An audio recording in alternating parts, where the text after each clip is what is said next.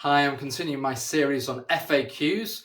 This time I'm talking about why we as the Journey community gather primarily in homes. So we as a church gather on Sundays in homes. So why do we do that? And that might be interesting for people in other churches, other Christians, as well as you think about why you meet where you do. So I've got 7 reasons for that. Many of you will have heard from platforms and stages people talk about getting back to the early church where they met in homes. Now that often falls on deaf ears, and it does because we don't challenge the underlying reasons why we meet in the places we do, and all the theology and the worldviews and imagination that we have with that.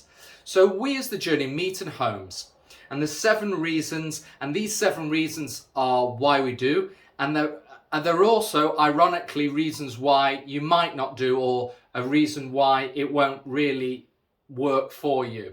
So first of all, it promotes hospitality. When we meet in a home, we have the opportunity to be hospitable, to welcome people, to talk to them, to offer them food or refreshments. We allow them to sit in our house, to be in our space. So we're sharing. It becomes a place where people can relax, people can talk, people can open up. It's a hospitable place. Now, although we meet in homes on a Sunday, the point of that is to create a culture and a practice of hospitality in our everyday life, which is about welcoming people who are different to us within our midst, and listening to them and learning and growing in relationship and purpose with them. So that might not happen even if you meet in a home. It's not automatic. And then secondly, we meet in homes because there's a better design for community. So building on hospitality, when we're in a home, it's natural maybe to talk to people in a different way. To be in an environment where it's your home.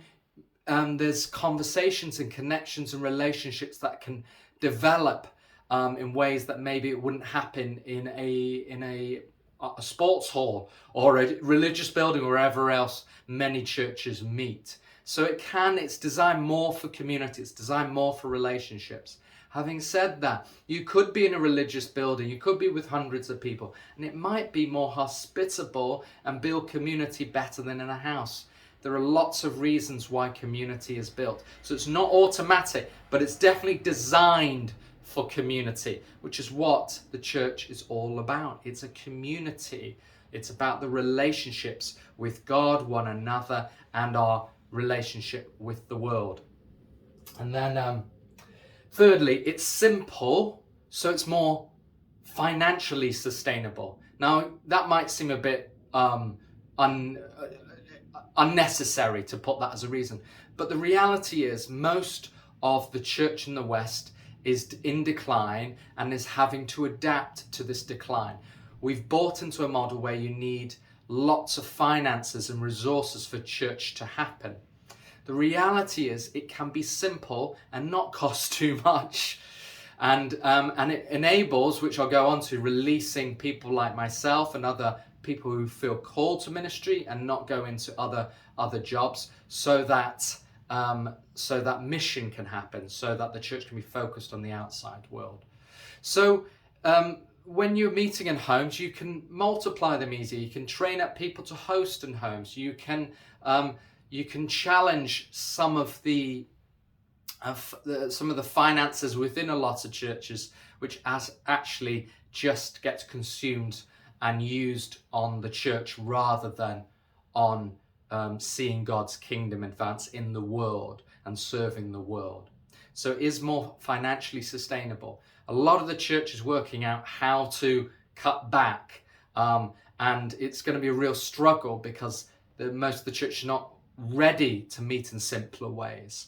But as the Journey, we're used to meeting in quite simple ways, which enables us to continue to morph and be mobile and develop and adapt as God leads us. And then fourthly, it releases everyone in mission. So when you have a large gathering of people or church service, there's a lot of organization, a lot of thought needs to go behind that for that to be done well and to honor God and honor the people and all those kind of things. So you don't have all of that when you're meeting in a home. You don't have, there can be lots of time spent on it going well, if you like, but it doesn't necessarily need that. So that enables people to maybe focus on what God's doing in their life, in their everyday life. It enables people like myself to be focused on building community outside of the church and seeking to discover what God is doing outside of the church communities that we're part of as the main thing. So it releases us all into the mission of God, which is the renewal of all things. And then fifthly, it's more real, it's more authentic to gather in homes. So there's less ability to kind of create an atmosphere which is detached from our everyday life. So it kind of closes the gap with our everyday spirituality and church and some element of liturgy or form to church, which might also include teaching and discussion and communion and all those kind of things that you might do in a church service, but in a different way in a home. So it's more real and authentic. And again, it promotes that, but it doesn't necessarily mean that happens unless it's led in a certain way and those values of authenticity are there. So relationships build outside of that Sunday gathering in a home. And then sixthly, it avoids unhealthy power dynamics. So we're living in a moment in history where I feel like God is reckoning with power dynamics. It's happening, and it has happened the last almost 10, 20 years.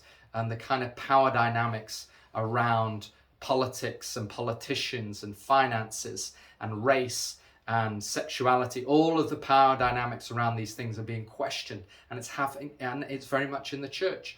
There's a significant power dynamic when you have people who are the professional and they have symbols and archetypes within that midst, which mean people don't question anything and feel they have to conform to a certain set of beliefs.